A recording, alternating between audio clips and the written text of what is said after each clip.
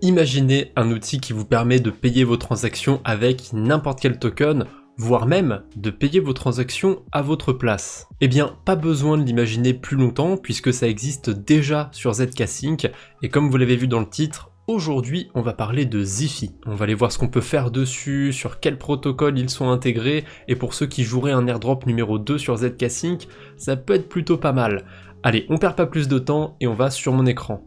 On commence par l'interface de Ziphy sur laquelle on va retrouver un agrégateur. C'est une des choses les plus pratiques avec Ziphy, c'est cet agrégateur qui va nous permettre d'échanger des tokens au meilleur taux possible. Et en plus de ça, on va pouvoir choisir avec quel token on paye les frais de transaction. Et actuellement, il y a 80% de réduction sur tous les frais de transaction et même 95% de réduction si vous payez en token ZK. Ça veut dire que sur 1$ de frais de transaction au total, vous allez payer seulement 5 centimes en token ZK et 20 centimes dans n'importe quel autre token. Après, je vous rassure, ça coûte pas 1$ par transaction. Je dis ça pour plusieurs transactions pour vous donner une idée. Là, sur ma transaction pour échanger 40 USDC en WBTC, ça va me coûter approximativement 2 centimes de token Maverick, puisque je l'ai pas dit, je l'ai tout de suite sélectionné, mais j'ai quelques centimes de token Maverick qui traînent dans mon portefeuille, et même ces quelques centimes peuvent me servir sur ZK-Sync. Cette fonctionnalité de Ziphy de permettre de payer ses frais de transaction dans d'autres tokens,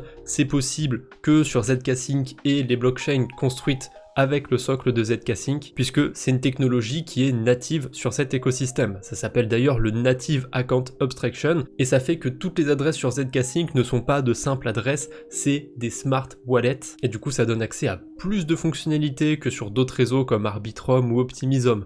Donc je vais passer ma petite transaction pour vous montrer comment ça marche, et je vais pas payer le moindre centime d'Ethereum pour passer ma transaction. Je dois tout d'abord approuver mon USDC, j'ai pas besoin de payer de frais de transaction pour ça, je peux faire une signature, et une fois que c'est fait, que mes USDC sont approuvés, j'ai plus qu'à les échanger, et encore une fois, j'ai pas de transaction, j'ai une signature. Techniquement, ce qui va se passer, c'est que je vais échanger une toute petite quantité de token Maverick contre de l'Ether, pour payer ma transaction. En plus de ça, en faisant des transactions avec Ziphy, on gagne des points et on va aussi gagner ces points si on fait des transactions sur d'autres protocoles, puisque Ziphy, pour l'instant, ils sont intégrés sur plus d'une trentaine de protocoles. Et les plus gros protocoles de ZK-Sync intègrent Ziphy, à commencer par SyncSwap, le plus gros DEX de cet écosystème, sur lequel on peut faire exactement la même transaction. On peut venir échanger des USDC contre des bitcoins et on peut choisir dans quel token on paye ses frais. Et en plus, en passant par SyncSwap, on a un avantage supplémentaire, c'est que là, les frais de transaction, ils sont pas remboursés à 80% ou à 95%,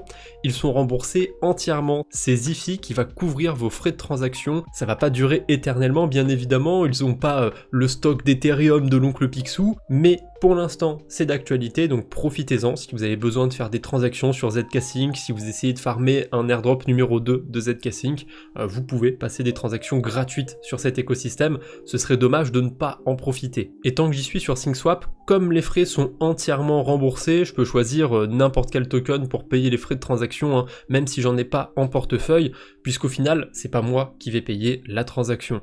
Donc encore une fois, si j'essaye d'approuver mes USDC, j'ai pas de frais à payer, j'ai juste une signature à faire et ensuite je peux échanger mes USDC contre du Bitcoin et là encore je vais pas avoir de frais de transaction à payer, ma transaction va être sponsorisée par Ziphy. Voilà, ça a pris seulement 2 secondes, mes USDC ont été échangés contre des bitcoins.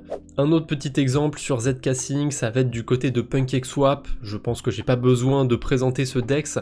La petite intégration pour choisir avec quel token on paye les frais, elle est pas au même endroit que sur SyncSwap, c'est pour ça que je vous prends un deuxième exemple. Là, ça se situe directement dans la fenêtre de swap, juste en dessous. Vous pouvez choisir avec quel token vous payez les frais, et comme du côté de SyncSwap, actuellement, c'est entièrement sponsorisé par Ziphy.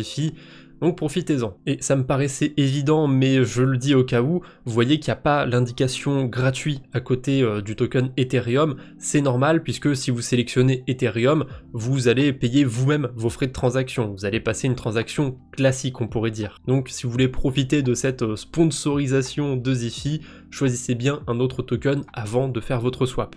Pour ceux qui suivraient l'actualité autour de ZK-Sync, vous êtes probablement au courant qu'ils développent l'Elastic Chain, c'est un petit peu l'équivalent de la super chain d'Optimism, sauf que là c'est l'écosystème de ZK-Sync avec leur technologie, et on a une blockchain qui s'est lancée très récemment sur cette Elastic Chain, c'est Chronos ZK EVM, et on a déjà des protocoles qui intègrent Ziphy et qui sont aussi sponsorisés par Ziphy, donc qui permettent d'avoir des transactions totalement gratuites. Il n'y a pas encore énormément de protocoles sur Chronos ZK EVM, donc je vais pas prendre 10 000 exemples sur cet écosystème, je vais juste prendre l'exemple d'Ebissus Bay, et si je veux venir échanger des tokens ZK Cro contre le token du protocole par exemple, je peux avoir ma transaction sponsorisée par Ziphy. Comme sur ZK-Sync, j'ai pas une transaction classique qui s'ouvre, c'est une signature, et si je signe tout ça, eh bien mon token ZK Cro a été échangé contre des tokens Fortune gratuitement. Jusqu'ici, on a vu uniquement des DEX, mais Ziphy ils ne sont pas intégrés que sur ce type de protocole,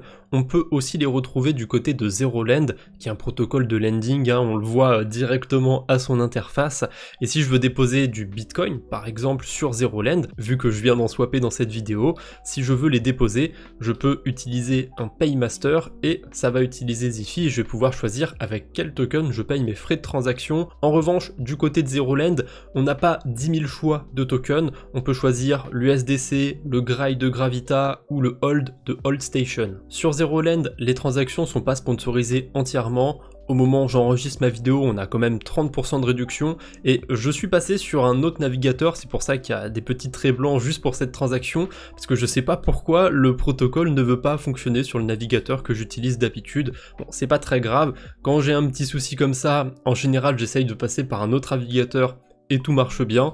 Donc là si je passe ma petite signature, normalement mes WBTC vont être déposés sur le protocole et j'aurai payé mes frais en USDC.